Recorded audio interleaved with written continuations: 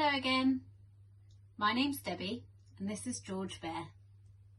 We've just read another amazing story. Would you like to hear it? It's about a man named Noah and his ark, and I'm reading this version from the Usborne Children's Bible.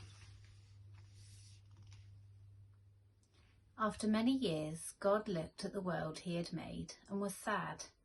The people were bad. They hurt each other and did not listen to him anymore. God decided to flood the whole world so that everybody in it would drown.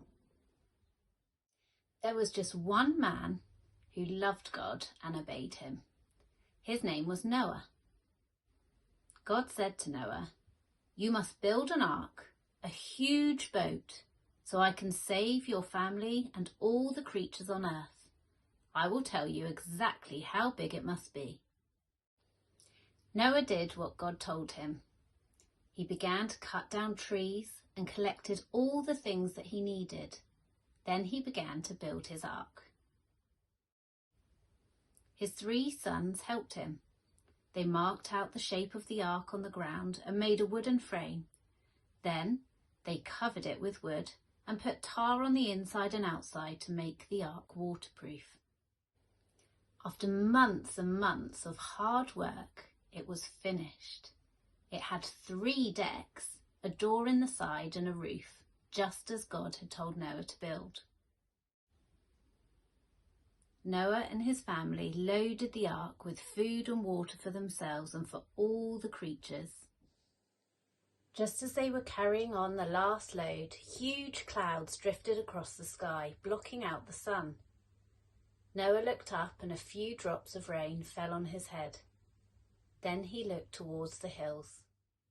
A huge procession of creatures was walking, trotting, creeping, slithering or flying in an endless line. There were 2 of every kind of animal and bird in the world. Noah stared at them. "I didn't know there were so many," he said. As he watched, they filed into the ark. There was just enough room for them all.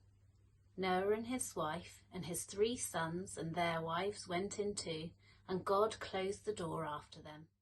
Then it began to rain. It rained and rained for 40 days and nights. Slowly the water flooded the ground, and the ark floated away on a huge new sea with everyone safely inside. Outside, the water rose until it covered the very tops of the mountains, and everybody and everything left on the earth was drowned in the flood. For months and months, the ark tossed on a huge empty sea. At last, the rain stopped and the water began to go down a little. Noah opened a window and sent off a raven. "Go and find some dry land," he said. The raven flew a very long way, but it couldn't find any dry land. Later, Noah sent off a dove. It flew away, but it came back again. Noah waited a week and sent the dove off again. This time, it came back with a twig in its beak. "That means there is dry land and things are growing again," said Noah. After another week, he sent off the dove again, but this time, it didn't come back.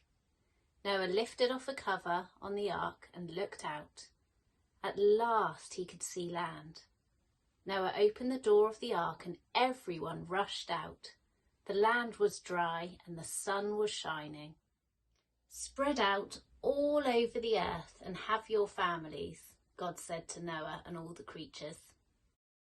Noah looked up and thanked God for saving them from the terrible flood.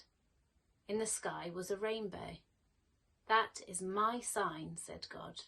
"I promise I will never flood the whole earth again." It can be hard to trust God sometimes, can't it? Especially when life feels hard.